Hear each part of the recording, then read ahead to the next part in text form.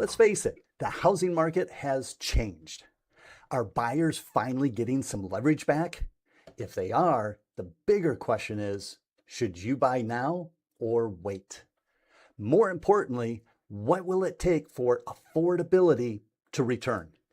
We're diving into all of that and more with the lone wizard himself, Nash Paradise. Stay tuned.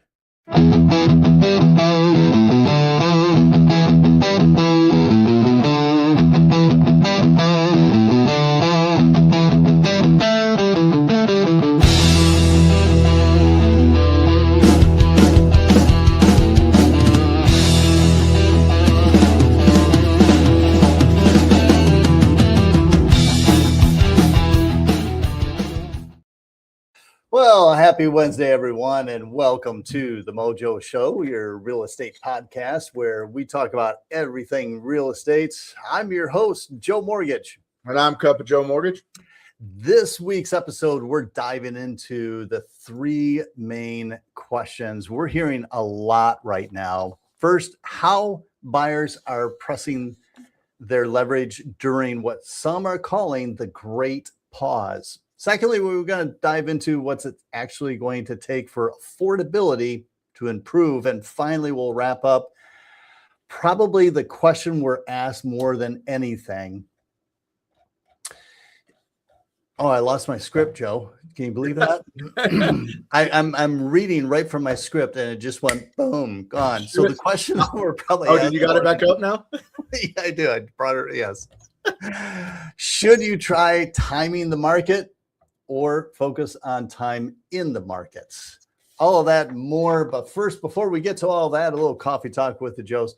Joe, I know a lot of us heard yesterday. It was so sad to hear that Dolly Parton had passed away. What an icon. It's, I mean, I know for both of us at our ages, we grew up with, Dolly Parton, and what an amazing person. Yeah, it's, the things about her was I loved that she would not talk about her stance on any political views. She only talked about her Christianity and her religion more than anything, but she did not actually try to influence people in a negative fashion like some people do today. And I think that's what we're going to miss the most about her. And then just the charitable donations that she's done. Tina and I were talking last night, and Anna brought up that she used to donate millions and millions of books to less fortunate kids, children's books, so that way they could read and things like that. And she's going to be missed because of that. But I was watching a reel yesterday, and her head of security, which is her nephew, I believe, was talking about her legacy and what they're going to keep doing, and that she made him do this kind of interview per se. And it was just really, I liked it because it was a genuine thing. And you could see that it was based on her being so genuine. Everybody that was part of her, institution, whatever you want to call it, she really, just drove that all the way down through everybody. And I think that's a big thing. I remember watching the movies and listening to the music and the Christmas, all the Christmas programs, her and Kenny Rogers and things like that back when I was growing up. Yep, I'm aging myself. And when our guest speaker comes on, he'll probably be like, yep, that's when Joe started in the industry. That's okay. He's got some gray in his beard too. So, but yeah, so I think she's going to be missed for that. What is something that you remember about Dolly growing up? Obviously her music, and like you said, her charity, she did so much for children. Right. Yeah. And her presence, I mean, she was always just radiated positivity. I don't think anybody could say anything negative about her. Right. And with her fame and everything, you look at so many other people with the fame that they have, and they've abused it. And they're in the news of things being arrested or, these other things. You could never say anything bad about Dolly. Yeah. Right. I mean, never. So, and I'm going to interject. I probably shouldn't do this, but I hope a buddy of mine, Phil, is watching or watches this later. He used to tease me a lot when Phil and I worked together. He would always sing the song Jolene. Okay. to me because it sounded like Joe Reams. And it always pissed me off. So I'll put that out there for Phil. Hopefully you sing it one more time for Dolly, Jolene. But I am super excited about the guests that we have on today, especially the topics that we're going to be talking about, because the market is just going crazy. It's tough to figure out. It's been going on since back in March timeframe that things really hit with like oil prices and everything overseas. To kind of introduce him, though, I mean, we've all known him as the mortgage wizard. He's back with us for another quarterly update. We want to keep this going every quarter, have him come on, give us his insight and that on the market. Super excited to have him back. And we get to kind of cut through, some of the noise and talk about what's really actually happening in the market. So please welcome everyone, Nash Paradise. As usual. Thank you, Nash, for coming on. If anybody has questions while we're going through this, please drop them in the comments. We will answer them. This is a perfect time to ask Nash and get his brain, the loan wizard himself, to answer those questions, especially when it comes to the market. But Nash, how are you doing today, sir? Well, Joe Reams. That's Joe Reams. Oh my! I should have never said it. You shouldn't have. It really pissed me off when Phil said it. I'm begging, Joe, don't mess up the trademark. Loan wizard, not the mortgage wizard. So because you did I say the mortgage wizard? Yes, you did. It's in your script too. Yeah. Oh man! So that gives me a free pass at some Joe Reams. But man, whatever helps you be remembered. I mean, I'll never forget that now. But I'm doing real well. Thank y'all for having me out. Obviously, I like to talk about markets. I don't have a title for that. I've got Director of Sales at UMortgage, Chief Sales Officer, NXT Processing, Executive Partner at Nexa Lending. I got a whole bunch of titles that really kind of mean nothing. I'm a mortgage broker. And I pay attention and podcast on the marketplace, what's going on with interest rates, econ data, what things are moving the needle. So excited to be able to come on here once a quarter and kind of talk about what's going on in the market, what people need to know. So, you've already mentioned the market. So one of the questions that Joe had on his intro was, what is pressing the leverage? What is the great pause in your opinion right now that he was referencing? Yeah. So, I mean, this is a phrase I've been using for a while. I've seen a couple other people use it to mean different things. But to me, as a mortgage broker, as someone who's, heavily invested in real estate, you start to notice some overall macroeconomic trends. And since 2020, when we had interest rates going all the way down, under 3%, home prices shot up significantly, then inflation shot up significantly, affordability went away really quickly. We eventually get to a point where the number of buyers entering the market has just declined over and over and over again. Whether it's someone with golden handcuffs, I've got a 2.75% interest rate, it doesn't make sense for me to sell and buy. Or, people that just say, and there's not enough good inventory. The inventory that's out there, people aren't selling for those same reasons. And once we got into this, conflict in Iran, oil prices started going up, energy prices going up. People are really seeing how inflation is taking a toll on their monthly expenses. And so how do people respond that haven't taken action in the last few years? They pause. If you didn't already take action in 23, 24, if you didn't recognize that, hey, home prices are going up and I want to get in now, then you paused. And especially coming out of the summer into the school year, you pause.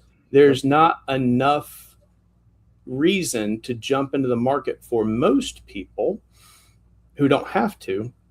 And so it's led to this, situation where too many sellers, not enough buyers, but overall market volume is very, very low. So to answer your question, how are buyers leveraging the great pause? Well, there's a couple ways, and we're seeing it more and more frequently. One, buyers recognize that they have the leverage. That means that you're competing with fewer people. That doesn't mean you're never going to see a situation with multiple offers. I actually had 2 this morning, of all things. It's like homes that are priced really well and that are special and unique, those still move because there are buyers who will jump in the market if certain things happen, if certain properties are there. But for anything that's been listed more than about a week, buyers can write their own check. They can figure out whatever they want to do. They can lean deep and heavy into seller concessions. They can get aggressive on sales price. We're seeing homes listed at 545, was listed at 599. Buyers go in and offer at 505. Yeah. Why not?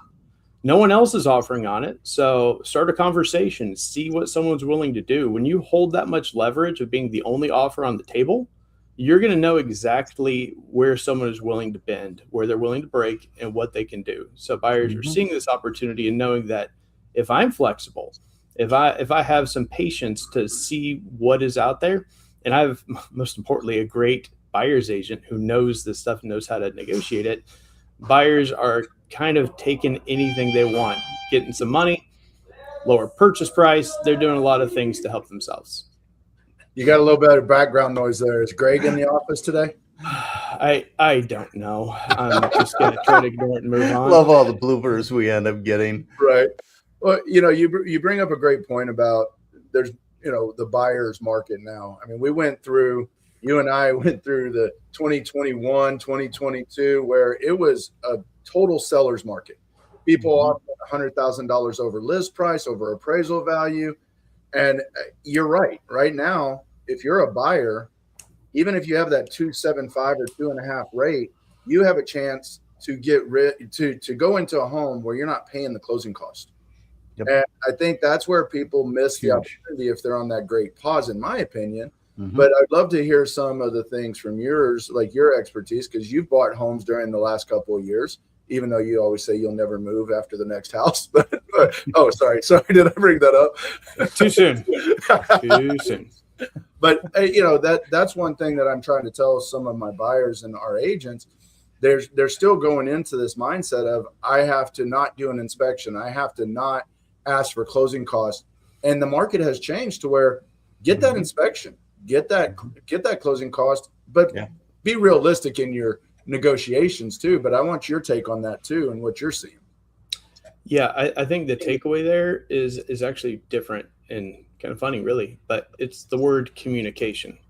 And this is the loan originator to the buyer, giving them the real information that they need, being an expert in your local market, but asking the questions, doing the true intake, really understanding what makes the most sense for someone, where their goals align, what they're looking for, where they're most comfortable with their cash, and then getting out of your lane to communicate what that would look like, what kind of offer strategy is necessary.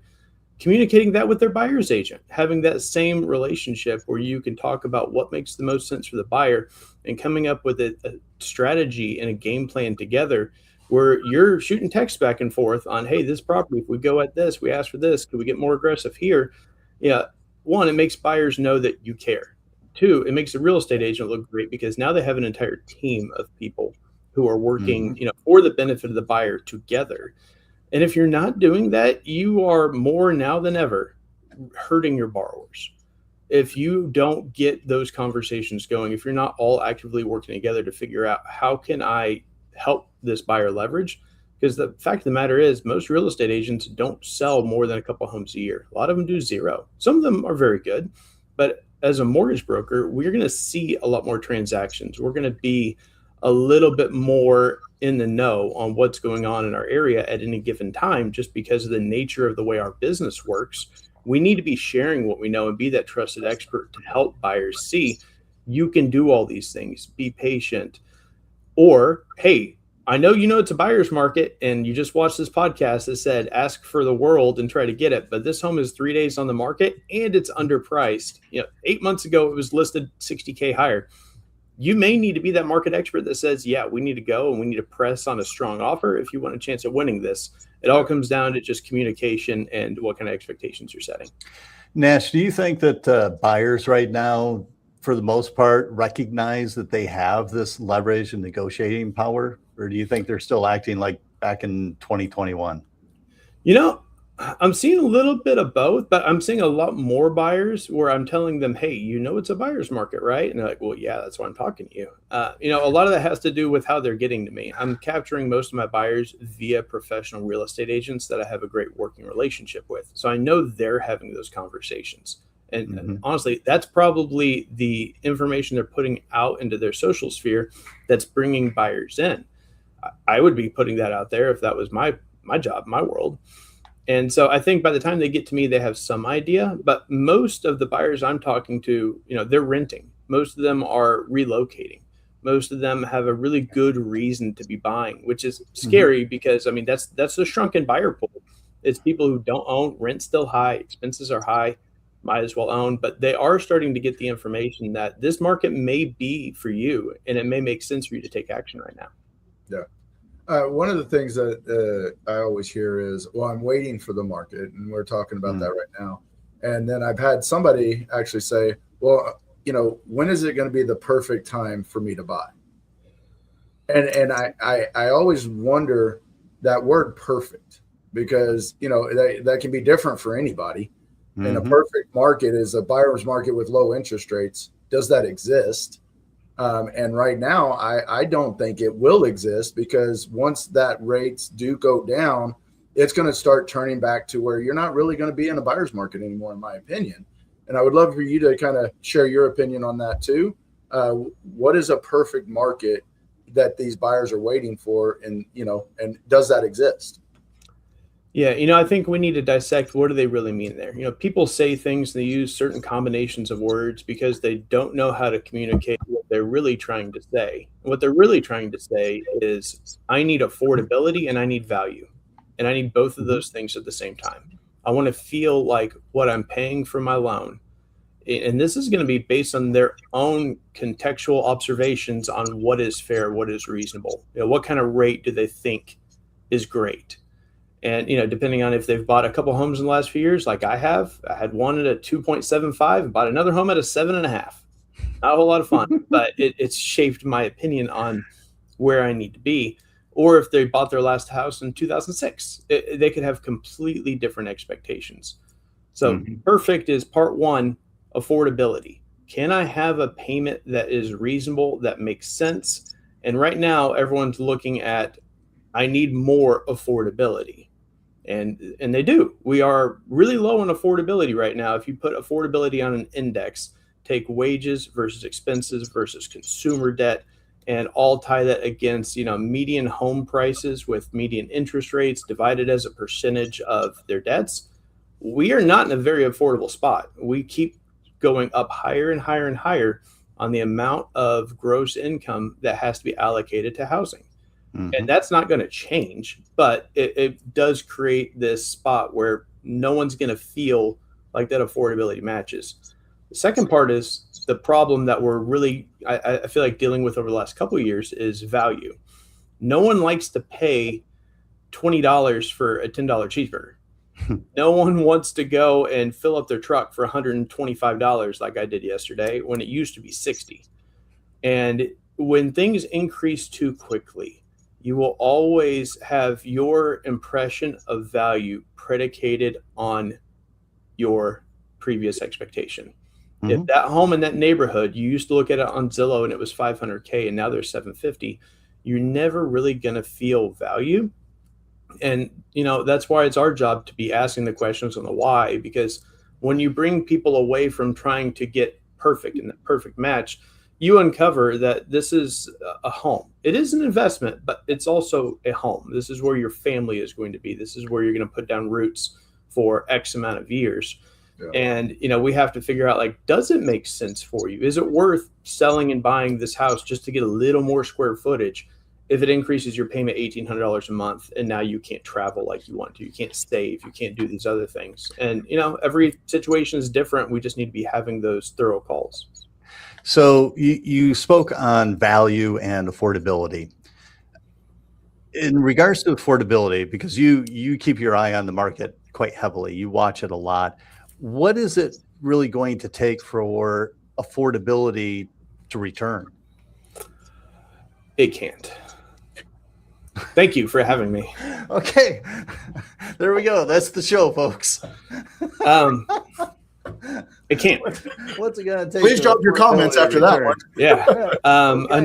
Another pandemic. Good night, everyone. The true affordability no longer exists. Massive increase in wages, which would then mess up inflation significantly. There are too many things. There are too many strings being pulled.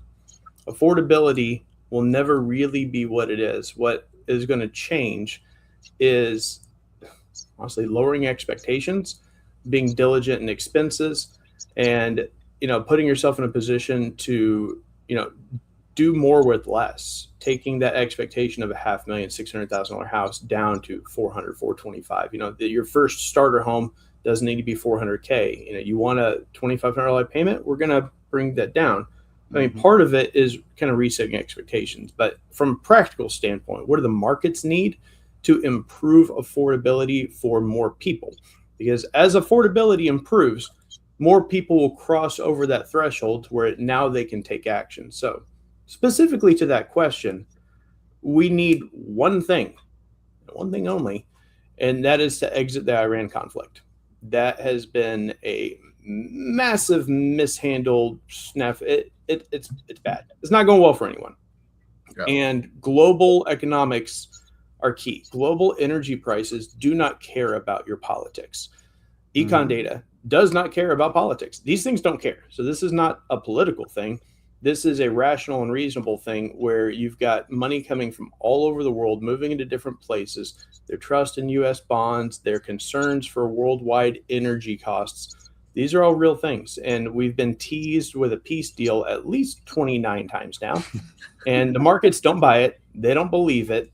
Oil is still, will hold in the high 80s, get down to the low 80s. Treasury bonds will move, and people will make money on both sides of it while the rest of us just live with things getting more expensive. But the very simple answer is full end of the conflict. Oil prices will stabilize. Inflation will catch up as energy prices decline. But we're talking, we've been 6 months in, it's 12 months out. We spend 9 months in, it's 18 months out. The longer we're in this, the longer it's going to take to wind back. But you look at pre-conflict levels on the 10-year Treasury, the MBS securities, and overnight average on interest rates, we were starting to duck below 6%. And we were really getting to see some vision for the first time in like 8 or 9 years of what a balanced market could look like, where normal econ activity, normal Treasury response, normal Fed purchasing brings those mortgage rates down to a level where they can then hold just based on market necessity. We were getting there. Now we've shot back up. We will eventually get back down into those low 6s, high 5s, but not until the conflict is over. So question kind of off topic, but it's still about rates. We hear people all the time, oh, I'm waiting for the 4% and the 3% again. In your professional opinion, do you see that happening in the next 5 years? Right now, just based on things in today's market of seeing 4% rates again or low. Can we count a 499 on like an FHA or VA with a buy down? Let's say 4.5 or lower. Let's go with that. No, I don't. Not in the last 5 years. I mean, look at the previous 25 years. What is required in order to hold long-term loans at that kind of interest rate? Like, there's not enough investor marketability to support that. You have to have something fairly severe happen. You need to come out of the 2008, 2009 crash, which, I know we're old. I do have some grays in here, so I can't make fun of how old the Joes are. But, we worked through that. You see major economic collapse, huge recessions will lead to lower interest rates. Okay. Giant pandemic broke the world. Yep, that's going to tank things as well, as we need to get money moving around, and whether that was handled poorly by the Fed or not, I have opinions. They're not super relevant here. But when you look at any kind of normal market that isn't being massively swayed by worldwide geopolitical or financial ruin, you just can't hold stuff in the low 4s. At that point, then you wind up with too many buyers. You wind up with increasing prices on homes. You end up with increasing inflation, increasing wages follow that. And then you have increasing rates. It's not a stable zone. The stable zone historically has been from the low 5s to about the mid 6s. Yep. And markets will ebb. And if you let markets be markets and actually do their thing, we will wind up with an ebb and flow somewhere in that range. When you artificially manipulate markets with quantitative easing or printing money, or you got massive foreclosures, huge bank losses being written off, those kind of things are like artificial market manipulation.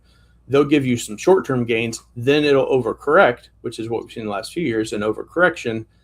And as we settle down into some stable markets, mid fives, upper fives, some low fives in there, 3 and 4%, it would require something crazy to happen. We've matured so much because when the rates were that low, we were like, oh, this is going to last forever. And it didn't. And now we're like, can we just get back into the fives and we'd be happy? You speak for yourself. I was coming in at 9 p.m. and working until 5 in the morning, doing 18-hour days for a few months in 2020 when all that happened. I was like, I don't know how long this is going to last, and I'm going to burn the candle at both ends and obviously burn myself out a little bit, but lasted longer than we thought, a lot longer than I thought. I do have text messages that have been like forwarded to me from clients who are reaching out, and I see where I said, hey, I know rates are up a little bit, like 5 1/8, but you can always refinance if they drop in the future. Not sure how much higher they're going to go.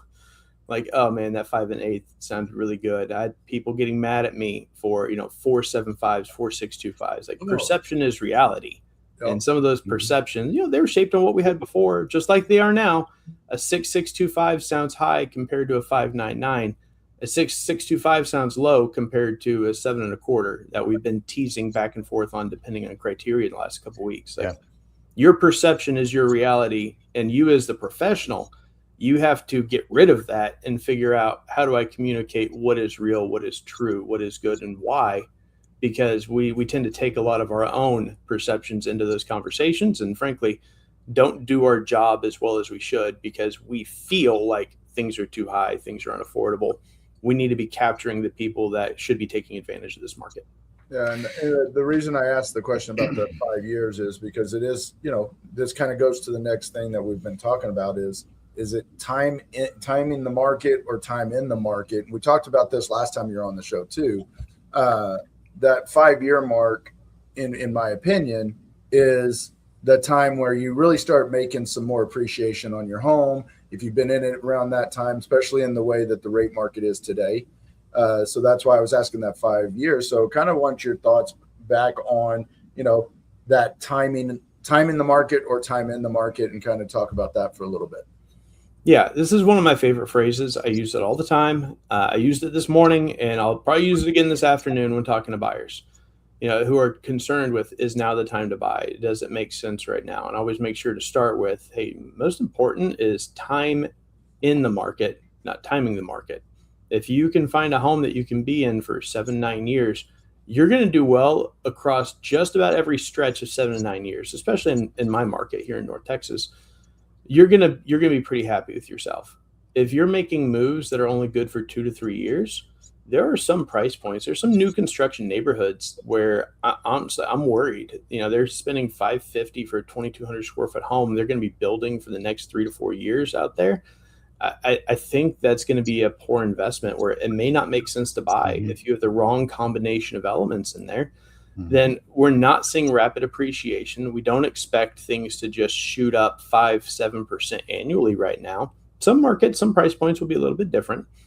But if you are in the market for a long enough time, you win. If you invest in the S&P 500 and take it out 20 years from any point in time you want, you're going to do pretty well. It may not be the best returns, but you never buy stock at the absolute lowest. You never sell it at the absolute highest. But there are tons of people out here making millions and billions of dollars playing markets. It's not that their timing is perfect, it's that they keep making the right moves. And when it comes to real estate, the right move is the long move. It's the move where you can be in there for a significant amount of time. You can always refinance. And timing, that's pretty important when it makes sense, when the math is there. Maybe that's 3 years, 4 years, 5 years from now. I don't know exactly, but I do know that if you have a payment that's affordable and a home that you want to be in, and you can be in there for some significant amount of time, it doesn't really matter if you bought 5% over. If the markets are going to keep declining through December, January, that home is that one singular home. So if that one thing is the fit for you, then you stop looking at the prices and you just make your mortgage payment, you live your life, and when it makes sense to refi, you refi. But ultimately, you look back at the gain over whatever period of time, you're going to be really happy with that decision that you made.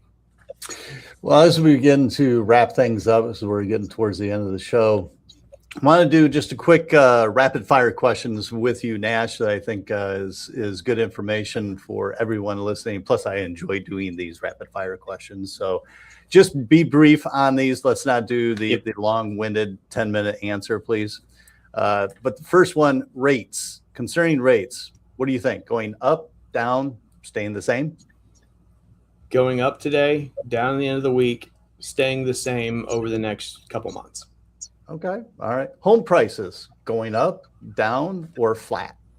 Mostly flat, down a little bit over the fall. Inventory, improve, getting tighter, or about the same? Somewhere between tighter and about the same in most markets. There's no good reason to expect more sellers over the winter and into first quarter next year. How about buyers? More leverage, about the same, less leverage? 6 out of 10. Little more buyer leverage as we get into fourth quarter and first quarter. If the right property is there, a little bit more buyer leverage. How about sellers? More negotiating, about the same, more leverage? Less. Sellers will continue to have to be perfect.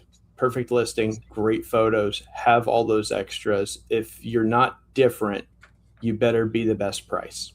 Right. Yep. Good stuff. Good stuff, Nash. As always, thank you so much for coming on and helping us make sense of what's actually happening out there instead of just listening to the headlines. I really appreciate it. The key, everyone, is understanding really your options and having a plan, not trying to guess the perfect moment or try to time the market, as Nash said, but it's more time in the market. So if you've got questions about what this all means for you specifically, whether you're buying or now or just thinking about it, reach out to us. We're always here to help walk you through it. I think Joe will probably pop up the on the ticker. Oh, there we go. The email addresses that you guys can reach out to us to. Next week, everyone, be sure to tune in. We have a very special episode for you all. Not exactly, haven't pinned down exactly how it's going to go, but it is our 100th episode next week to be able to celebrate and reflect back on all the wonderful guests that we have had on the show. So be sure to tune in next week at our usual time, 9 a.m. Central. Even better still, be sure to subscribe to our YouTube channel. That way you don't miss any of them. Plus, you can go back and watch any of the past ones to catch up. That's at the Mojo Show Real Estate Podcast on our YouTube channel. Hit that subscribe button because we are on a mission to get to 1,000 subscribers. And every like, share, and comment helps us reach more home buyers like yourselves. So before we close things out, any last words or nuggets of advice for our listeners, Joe? Just thank you, Nash, for coming on. It's always a joy to talk with you, especially when it comes to the markets. And if you are looking to buy a home, work with a professional real estate agent and a professional mortgage lender. They will help guide you through it the right way, and you'll be able to have that return on your investment by holding on to the things that you can and just doing the maintenance stuff, because that is a big thing in this market. Keep your house updated, keep the maintenance going. That's how, if you're going to sell it, you'll make money still today. Fantastic. Great show today, guys. I'm Joe Mortgage, and that handsome guy with the beard is Cup of Joe Mortgage, and we'll see you next week.